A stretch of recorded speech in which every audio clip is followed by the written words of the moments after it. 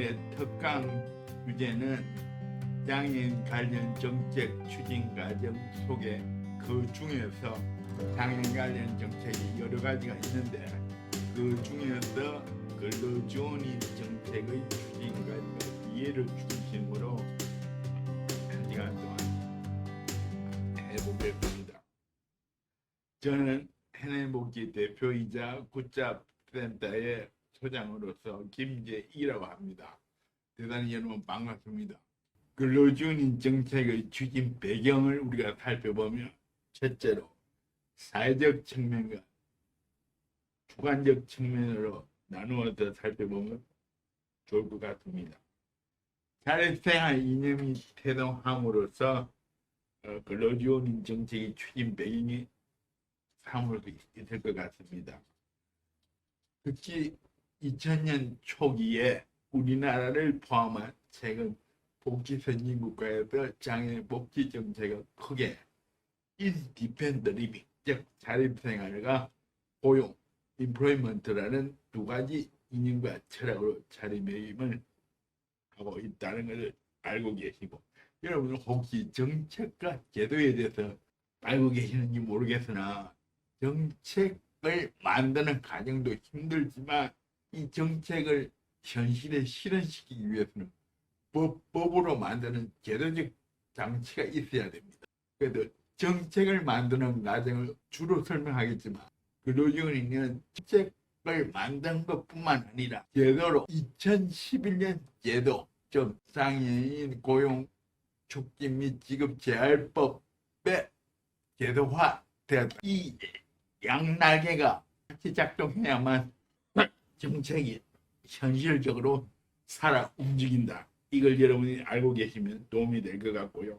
먼저 근로지원 정책의 추진 배경에서 자립생활 운동이 대두했다는 게 대단히 중요합니다. 미국에서 시작한 이 자립생활 운동은 장애인의 사회적 모델을 기반으로 하고 있으면 일본을 거쳐 한국 사회는 2000년 초기, 그러니까 1990년대 말 2000년 초기에 우리나라에 들어온 자립생활 영향에 따라서 우리나라도 고용 환경의 개선과 지원으로 장애인이 노동시장에 확대될 수 있다는 환경적 요인이 강조되기 시작했다. 그러니까 환경을 변화시켜 줌으로 해서 장애인들의 노동권이나 생활권이 더 나아질 수 있다. 이게 자립생활의 핵심인데, 이 자립생활 이념은 어떤 것이냐? 장애인에 대한 국가와 사회의 역할을 적극적으로 강조함과 동시에 근로지원인 제도의 필요성이 여기에서 부각되기 시작합니다. 즉 활동지원사는 일상생활 및 사회생활 전반을 지원하는 거라면 근로지원인 서비스는 직장 내 업무와 관련된, 노동과 관련된 지원을 하는 것이 근로지원인 정책입니다. 그러면 이러한 근로지원인 정책은 IL 운동에서 대두했다면, 이 IL은 뭐냐? 장애 당사자의 주도권을 통해 사회계획을 하고 자신의 삶을 스스로 선택하고 지역사회에서 비장애인과 동등한 삶을 사는 것을 말한다. 이걸 누가 말했냐면 60년대 말 미국의 중증장애인 에드 로버트의 개창된 개념으로 타인 의존적인 삶에서 벗어나 모든 문제를 비장애인처럼 장애인도 스스로 해결할 수 있게 되었다는 것을 이 운동을 통해서 장애인들은 확고히 신념하고 있었던 것입니다. 두 번째로, 그때부터 우리나라도 근로기준법이라는 것이 나오게 됩니다. 이 근로기준법은 노동자의 사회적 신분을 이유로 한 차별적 처우를 금해 오는 것이 근로기준법에서 말하고 있는데, 장애인에게 일을 하는데 중증장애인에게 옆에서 지원을 하지 않고 일을 못하게 되었을 때, 그것도 근로기준 관점에서는, 근로기준법 관점에서는 차별이다. 그래서 이런 관점에서 근로지원인 제도가 나오게 되는 필수적인 요소라고 보여지거든요. 장애로 인해 스스로 해결하기 어려운 근로에 대한 지원을 받을 수 있는 것으로 한다. 즉 근로지원인 제도를 합당하게 우리 사회에서 뿌리내릴 수 있는 그 근거 또한 근로기준법에서 나올 수 있다 하는 걸 여러분 알고 계시면 좋겠고요. 따라서 노동권 보장 이념을 배경으로 한 근로지원인 정책의 조건은 장애인의 노동자성을 인정하고 장애인 노동자의 노동권 확보를 위해 합당한 조치를 강구하는 것이라고 할 수 있다. 이런 측면에서 우리는 사회적 측면에서 근로지원 정책의 추진 배경을 살펴보았고요. 이제는 왜 그러면 제가 근로지원인 정책을 구상하게 됐는가? 이 주관적 측면을 한번 살펴봅시다. 저는 2000년도에 전라북도 장애복지관에 처음 입사하게 됩니다. 하루에 10명에서 15명 정도 상담 평가를 하는데 제가 중증 뇌성마비 장애인으로서 워드라든지 어떤 문서 작성이라든지 상당히 어려웠습니다. 그래서 일반인들에 비해서 상담 기록지라든지 평가 기록지, 평가 보고서는 한 50장이 넘어갑니다. 도저히 혼자 다 하기가 힘들더라고요. 그래서 직장을 그만둘 수는 없고, 그래서 생각해낸 것이 메모를 간단하게 한다든지 중요한 부분 글자를 단어만 몇 개 중요한 것만 적어가지고 퇴근하고 집에 와서 좀 잤다가 씻고 밥 먹고 10시부터 3시까지 집에 아내를 옆에 모셔놓고 내가 부르는 대로 타작을 해줬습니다. 그래서 누구보다 빨리 서류를 해서 팀장한테 도장을 맡았습니다. 이 아이디어가 2003년 복지관 마치고 2006년 굿잡 자립생활센터를 만들면서 2006년에 정책화 시켜야 되겠다 시작하게 되었습니다. 이건 굉장히 주관적인 측면에서 정책이 나올 수도 있다 하는 걸 여러분 알고 계십니다. 아까 사회적 측면, 즉 자립생활 이 측면에서 영향을 받아서 근로지원 제도가 정책화되었다면 주관적 측면은 저 자신이 어려운 점에 봉착해서 이걸 한번 극복을 해보자. 직장을 유지하면서 극복하기 위해서 어떻게 아이디어를 개발하자. 그것이 바로 근로지원 정책이 탄생한 계기를 만들었다고 여러분들한테 감히 설명할 수 있겠습니다. 그리고 두 번째 이게 나오는 정검진 검사라는 이분은 24살 때 교통사고 전신마비 중증장애인이 되었는데 미국 검사로서 24번 재판에서 24번 모두 이긴 탁월한 능력을 가진 사람인데 종이 한 장 넘길 수도 없습니다. 책 한 장 넘길 수도 없습니다. 하지만 미국 뉴욕에서 24번 재판을 24번 이기는 그런 능력을 갖고 있는 사람. 이 사람에게 근로지원인이 없었다면 집에서 와상장애인으로서 꼼짝 못했겠죠. 이렇게 정책을 만드는 데서는 장애인 당사자의 필요성과 전문가의 뛰어난 아이디어 이게 결합해서 하나의 정책을 만들었다 해도 끝이 아닙니다. 아까도 설명했지만 제도화 시키는 게 또한 문제거든요. 자, 2006년부터 굿잡 자립생활 중심이 되어 많은 장애인 단체들과 근로지원인 정책의 제도화 및 문제점 개선을 위해 계속적으로 운동과 함께 예산 정액 촉구 투쟁을 하였다 이래놨는데요. 제일 처음에 사진은 뭡니까? 근로지원 법제화 촉구 기자회견 났습니다. 그러니까 정책은 만들어지고 뭘 한다? 정책을 현실에 계속적으로 유지시키기 위한 제도화를 위한 법제와 기자 촉구 해결을 하는 겁니다.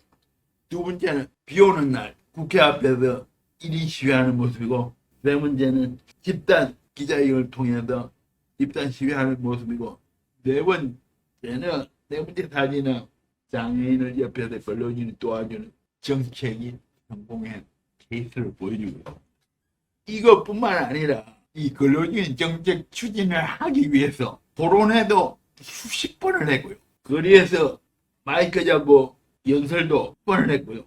공무원하고 정책 간담회도 수십 번을 했고요. 지방 전체를 돌아다니면서 교육도 수십 번을 했습니다. 정책이라는 것은 내 개인이 필요하다고 해서 만들어지는 것도 아니고, 전문가가 형성했다고 되는 것도 아니고, 필요한 당사자가 그게 합의를 하고 필요성을 깨닫고 하기 위해서 엄청난 노력을 퍼부었다는 것을 우리는 이 사진을 통해서 10년 동안을 장애인 노동 고용에 대해 전국을 돌면서 교육을 했고 투쟁을 했고 해왔는데, 근로지원이 가장 중요한 이슈이기도 했습니다.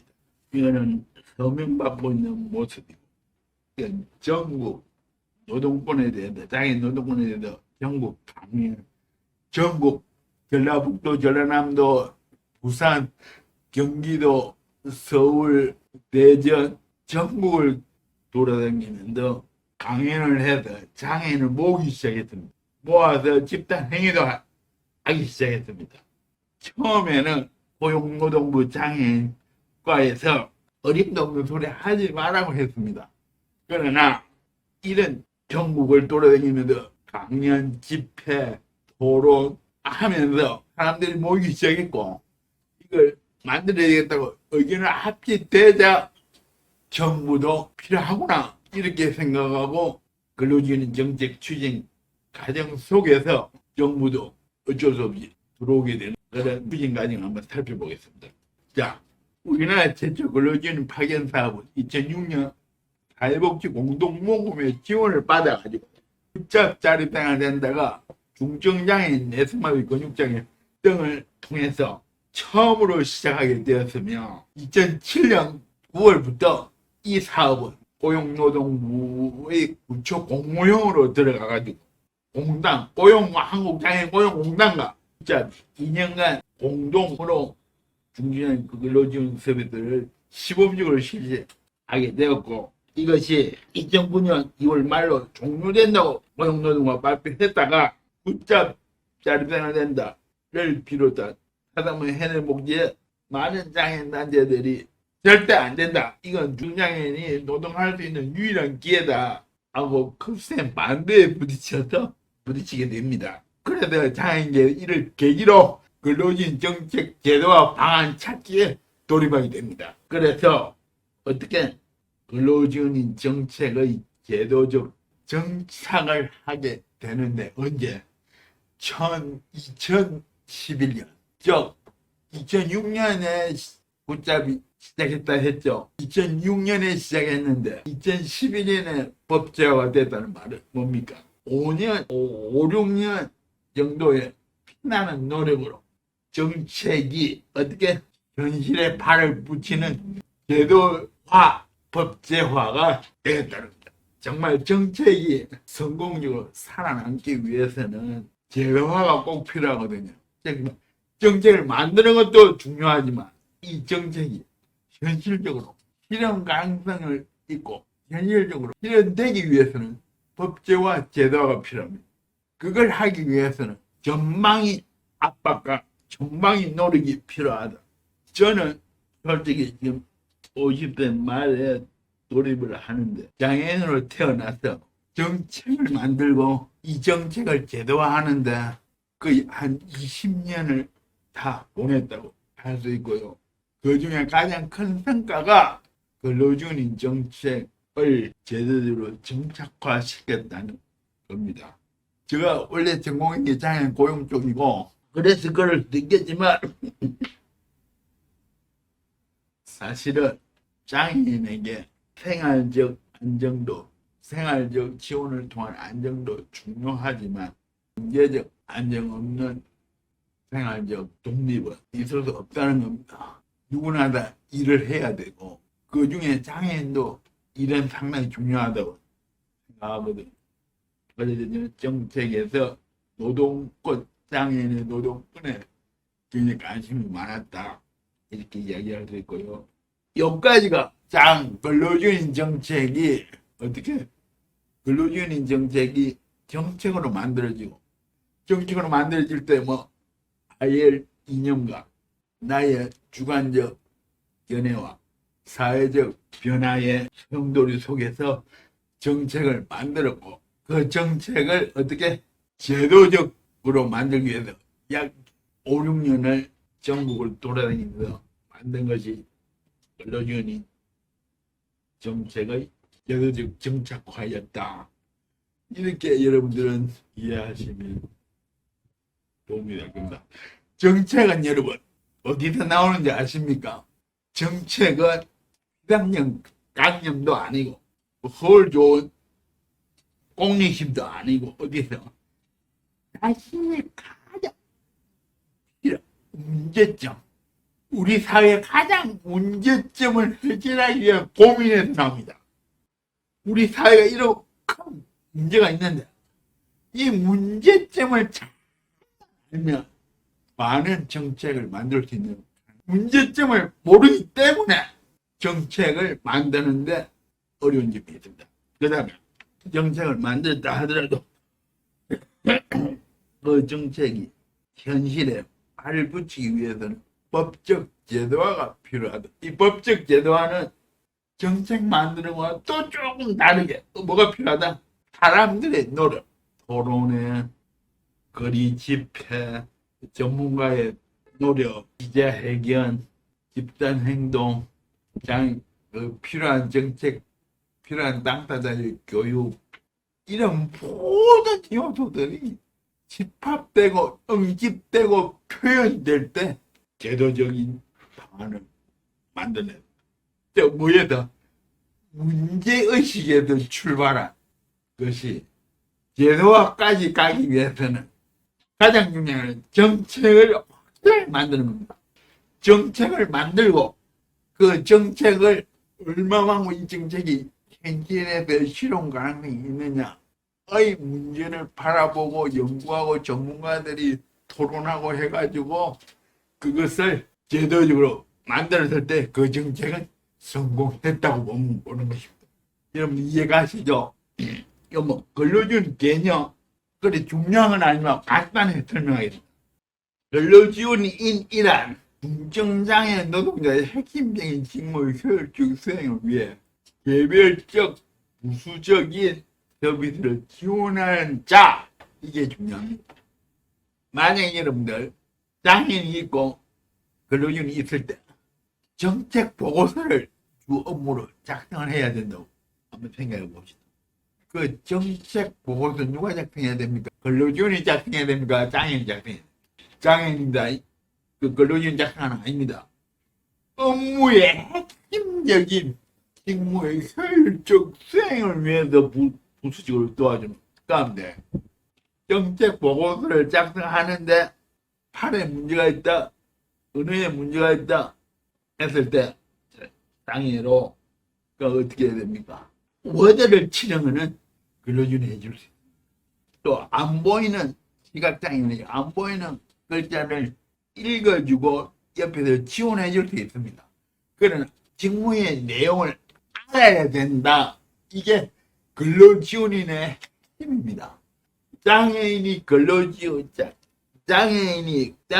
근로지원인의 업무를 지원하는 것은 개별적 부수적인 서비스를 지원하는 것이고 주는 중증장애 노동자가 핵심적인 직무의 효율적 수행을 할 수 있어야 된다. 그래도 여러분 보기에 근로지원 만들 때 발달장애인을 배제했습니다. 이거로 발달장애 부모님은 안 돼. 엄청 욕들어 먹었습니다. 근데 지금 발달장애인을 근로지원 서비스에 넣어놓으니까 문제가 좀 많이 나오고 있거든요. 이건 나중에 좀 설명을 올릴게요. 자, 그리고 앞에서도 말한 것처럼 근로지원이나 장애인 노동자가 본질적 핵심적인 직무를 효율적으로 수행할 수 있도록 부수적인 직무를 지원하는 서비스다. 그러면 근로지원을 하는 이 예를 한번 들어봐라. 전화 걸기, 직무 관련, 출장 업무 동행, 의사소통 지원, 통역, 문서 파일 작업, 문서 대독, 부술, 복사, 데이터 입력, 우편, 개봉, 작업 공간 정리 등이 있다. 이해가시죠? 이제 확실하게 이해가실 거로 저는 생각. 그리고 근로지원인의 역할과 권한의 주체. 즉, 근로지원인의 역할은 장애인 노동자, 중증장애인 노동자를 지원할 뿐이다. 근로지원의 역할의 권한은 누구냐? 원래는 사업주가 되는데 아닙니다. 근로지원인은 사업주가 관할할 수 없고 관여해서는 안 됩니다. 우리 센터에도 근로지원이 많은데 저는 근로지원 이름도 잘 모르겠어요.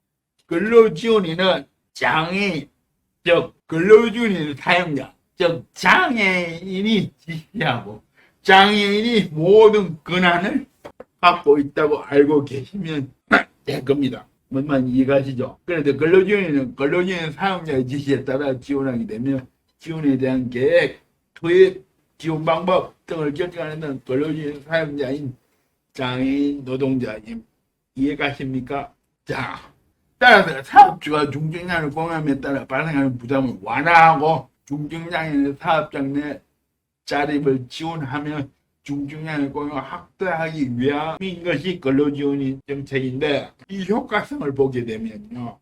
고용 환경에도 장애인이 문제가 참 많았고요.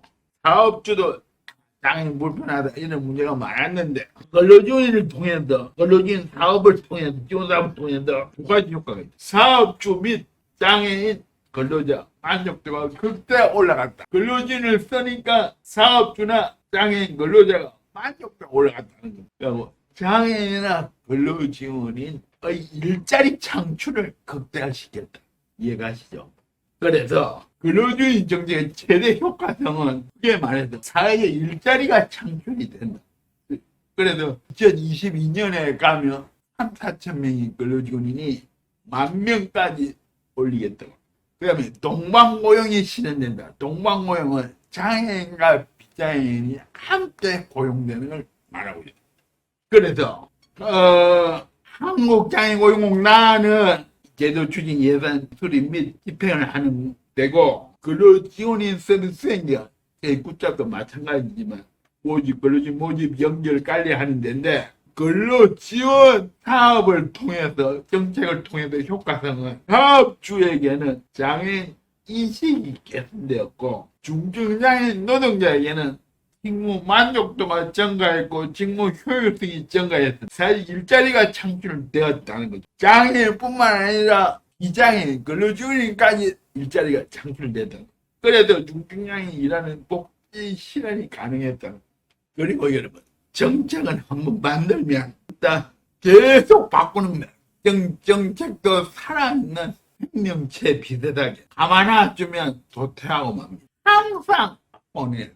그래서 정책을 만드는 것처럼 만들어져 있는 제도화된 정책 또한 문제점을 발견하고 개선 방안을 항상 끊임없이 강구해야 그 정책은 오랫동안 살아남을 수 있습니다. 어린 아이를 만들어 놓고 잘 키우지 못하면 그 애는 죽든가 다치든가 장애가 될 수 있잖아요. 그죠? 이것처럼 정책 또한 살아있는 생명체와 마찬가지로 항상 끊임없는 문제점을 발견하고 이 문제점에 대한 개선 방안을 강구하는 것이 필요하다. 특히나 현 정부는 장애인 고용에는 관심이 없고 어디에 근로지원이 일자리 창출에만 관심이 있어가지고 장애인 고용보다는 근로지원 고용에 더 관심이 많아서 제가 제안한 게 장애인 노동자 고용 안정 지원부터 먼저 해라. 그리고 양질의 일자리 지원을 장애인한테 먼저 선언해야 그래야만 근로지원 일자리도 정대할 것이다. 이렇게 정부를 압박하고 했었고, 그래서 근로지원의 본칙에 맞게 장애인 일자리 개발해라.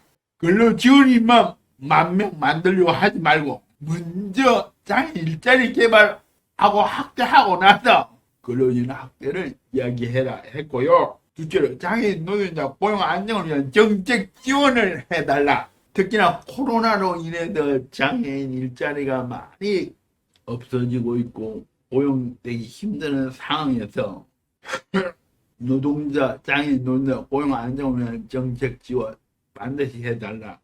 이렇게 이야기했고요. 그 다음에 서비스 질 측면 향상을 하기 위해서 근로지원 양성교육을 먼저 하고 파견해라. 제가 이 주장하기 전에는요, 교육 안 받고 근로지원이 한 번도 장애인데도 모르는 이런 상태에서 근로지원을 했던 사람들이 꽤 많았습니다.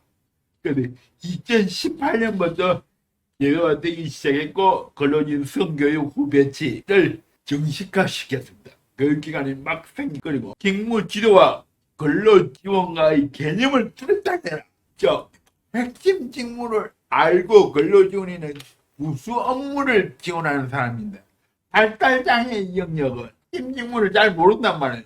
그럼 그거는 지원고용에는 미국에서 만든 제도인데 지원고용에서는 발달장애인하고 사회복지사나 재활상담사가 함께 나가서 지시하고 수정하고 하는 업무를 하는 것이 직무지도입니다. 우리나라 이게 거의 없어요.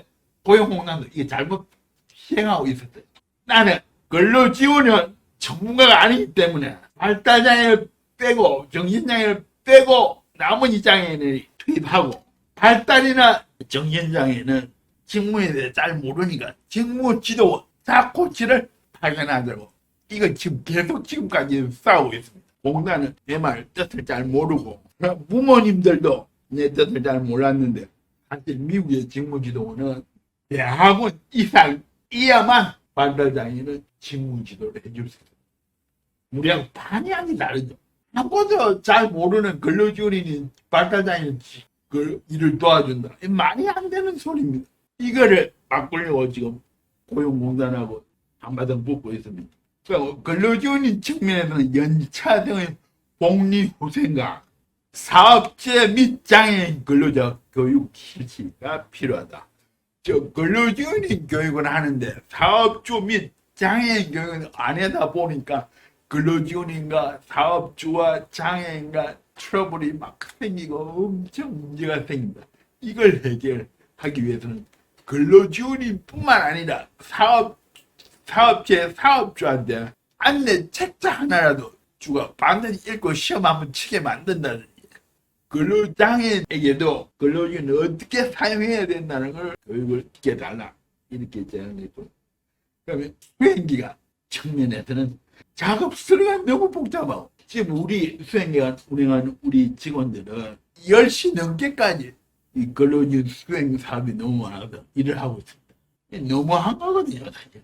그래서 공단에 항의하면서 정책 제안을 막 하고 있고요.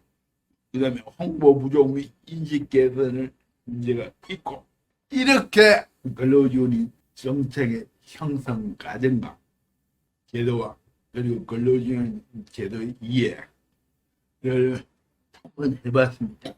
이해는 좀 하시는지, 정책을 만드는 것도 하루아침에 만들어지지 않습니다. 그렇지만 정책이 만들어졌다 하더라도 제도화되지 않으면 현실적으로 실행되지가 잘 않고요. 그러면 도태합니다. 제가 사실 정책을 좀 엄청 많이 만들어 봤는데 20% 정도 성공하면 많이 성공하는 것 보여집니다. 지금 특강 들으시는 여러분들은 공부도 많이 하고 정책을 개발하고 정책을 대안을 만들어서 정책화시키고 이 정책을 많은 전문가와 함께 제도화시키는, 그래도 우리 사회를 좀 더 발전적이고 우리 사회를 좀 더 사람 살기 좋은 소외계층이 살기 좋은 사회로 만들기 위해 특히나 장애인들이 살아가는데 그 정책 하나 때문에 웃기도 하고 즐거워하기도 하는 그런 걸 하기 위한 여러분들이 자세를 가져주시면 감사하겠습니다. 여러분들한테 기대하는 바가 너무 큽니다. 자, 이제 이쪽으로 기타 추진해왔던 장애 관련 정책들 성공한 것, 현실에 실행해 제도적으로 실행한 것도 있고 실행하지 않은 것도 있고 계속되고 있는 것도 있고 미래에 될 것도 있고 이렇습니다. 먼저 중증장애 아이 인턴제 서울시에서 정책을 실시했는데요. 서울시가 돈을 주고 1년 동안 월급을 서울시가 주고 1년 동안 장애인 단체 근무하면서 경험과 노하우를 쌓아서 다른 좋은 직장으로 가기 위한 예비 연습하는 것이 인턴제인데요. 이거는 서울시에서 채택했습니다. 그러면 기초수급권자 중증장애 근로연계복지정책 제안을 제가 했는데 초수급자는 의료비, 생활비, 주거비 이게 나오는데 일을 하게 되면 다 안 나오게 돼요. 탈락. 그래서 장애인들이 참 살기가 힘듭니다. 이런 기초수급자에게 일을 하더라도 생활비는 일하는 것에서 받더라도 특히나 의료비가 특히 중요하거든요. 의료비와 주거비 이런 것들 어떻게 국가가 탈락 안 시키고 일을 하더라도 돈을 많이 버는 게 아니라면 한 100만 원, 150만 원 버는 정도라면 기초수급자 사탄이 없다면 좀 일을 하더라도 의료비 지원, 주거비 지원은 해주는 특히 장애인에게는 좀 이런 걸 해주자. 이게 근로연계 복지정책을 제안했습니다. 이것 또한 많은 우여곡절을 겪으면서 지금 어느 정도 시행하고 있고요. 제주시에서는 확실히 시행한 거로 제가. 그 다음에 여러분들 지하철 승강장내 편의시설 개선 특히나 단차 격차 해소 엘리베이터 설치 장애인 화장실 문제 이게 2010년만 하더라도 이제 엄청 많았습니다. 특히나 여러분들 휠체어 탄 장애인이 지하철을 만약에 탈 때 단차 격차가 심하면 뛰어가지고 위에 팍 올라가기 때문에 앞에 있는 손님들을 다치게 만들 수 있거든. 또 문에 끼가고 사람이 장애인의 돌발 사고를 일으킬 수도 있고 이것 때문에 이 문제 굉장히 심하게 내가 서울시하고 엄청 싸웠고요. 단차 격차 해소가 지금 새로 만들어진 엘리베이터는 거의 다 되고 있습니다. 아이디어도 여러 가지 냈습니다. 이게 선생님 한번 봐보세요. 학생들 문제점 개선만 나오죠. 자, 아까 제가 정책을 만들려면 문제점을 파악을 하고 이 문제점을 어떻게 개선해야 되는가 이게 정책 만드는 과정입니다. 문제점 파악하고 개선 방안 찾으면 그걸 하나로 뭉치면 정책이 될 수 있습니다. 그러니까 여러분들이 눈을 가장 크게 뜰 점은 어디를 가든 어디에 있든 우리 사회에 지금 어떤 문제점이 있는가를 빨리 파악을 하는 자가 정책을 빨리 좋은 정책을 만들 수 있어요. 문제점 파악이 50%입니다. 그 다음 개선 방안은 문제점만 확실히 파악하면 개선점은 어렵지 않게 나옵니다. 엘리베이터 2006년부터 2010년 사이에 엘리베이터 문제 많았습니다. 그래서 엘리베이터 및 경사를 설치해. 경사는 서울역에 제가 항의를 하고 몇 번, 14번을 찾아가서 경사를 설치한 것도 있고요. 강남에 여기 엘리베이터를 설치한 것도 있고요. 장애인 화장실 문제는 왜 내가 이걸 했냐면 강남 지하철역에 화장실은 2층에 있는데 지하철은 3층에 가는데 2층에는 엘리베이터 안 가. 땅에는 화장실은 2층에 있는데 땅에는 화장실을 못 가. 그래서 강남역을 두드려 가지고 만든 게 엘리 땅에는 화장실을 여자 남자로 해가 크게 2개. 지금 강남역 근처에 크게 있습니다. 내가 장애하고 만든 게. 그리고 여러분들 장애인 의료비 지원이 굉장히 중요합니다. 아까도 근로연계복지에서도 의료비 문제가 나왔지만 이걸 내가 고용노동부 서울시 고용노동부 다 정책 제안을 했지만 체중적 그 당시에는 1급 체중적 장애인이 고용해 한 사람들이 많지가 않습니다. 많지가 않기 때문에 예산이 줄어든다. 특히나 여러분 필요하면 정책을 만들 때 여러분들 예산 단가를 낮추는 걸 생각해야 돼요. 그래야 실현 가능성이 있거든. 예산 단가 못 낮추는 정책은요 고함합니다. 그 정책이 될 수 없습니다. 예산 단가를 생각을 하고 정책을 만들어야 그 정책은 성공할 수 있어요. 즉 기대 효과가 훨씬 높은데 예산은 이렇게 된다. 이건 정책이 될 수 있어요. 기대 효과는 작은데 예산은 많이 든다. 이건 정책이 될 수 없어요. 그래서 체중점 1급에게 의료비 지원 정책 제안했는데 고용노동부는 고용부 과장이 실제로 올렸는데 중앙정부에서 카트당하는 일도 있었습니다. 콜택시. 이 콜택시는요. 지금 900대가 넘게 만들어지고 있는데 시간은 5시간, 10시간 기다립니다. 이 이유가 내가 살펴보니까 운동 휠체어 탄 사람만 콜택시 타는 게 아니라 발달장애인 부모들이 발달장애를 데리고 시장 갈 때도 콜택시 타고 걸어 다니는데 지체장애인도 콜택시 타고 청각장 장애인이면 시각장애인만 빼고는 다 콜택시를 타요. 그러니까 안 되는 거야. 정책이 잘못된 거야. 그래서 전동 휠체어만 탄 사람만 리프트 짱짱 콜택시 타게 하고 나머지 장애는 교통 바우처를 지급해서 교통비를 싸게 하는 정책으로 나가야만 장애인 콜택시 운영 개선이 될 수 있다. 이게 내 제안입니다. 지금 서울시 안 받아들이고 있는데 한번 봅시다. 안 받아들이나 받아들이나. 반드시 받아들여야 할 겁니다. 그 다음에 장애인 일자리 정책 제안 중에서 여러분들 디지털 심부름 센터를 한번 생각해 봐.